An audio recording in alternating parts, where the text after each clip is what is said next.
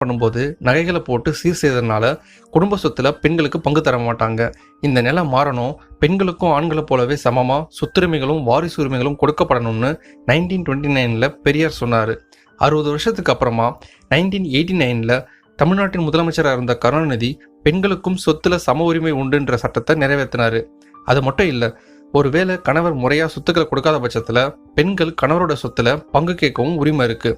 முறையா டைவர்ஸ் பண்ணாம ஒரு பெண்ணோட கணவர் 2வது திருமணம் பண்ணிக்கிட்டா அவருடைய சொத்துக்கு உரிமை கோர்ற முழு அதிகாரமும் ஃபர்ஸ்ட் ஒய்ஃப்க்கு மட்டுமே இருக்குன்னு தெரிஞ்சுக்கங்க.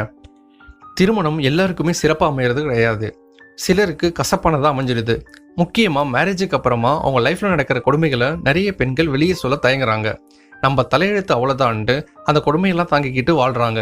சில பேர் சூசைடும் பண்ணிக்கிறாங்க. ஆனால் சட்டம் அவங்களுக்கும் ஒரு சில உரிமைகளை கொடுத்துருக்கு. அதெல்லாம் என்னென்னு இப்போ பார்க்கலாம். கல்யாணத்துக்கு அப்புறமா புகுந்த வீட்டில் எல்லா உரிமையும் சட்டப்பூர்வமாக பெண்களுக்கு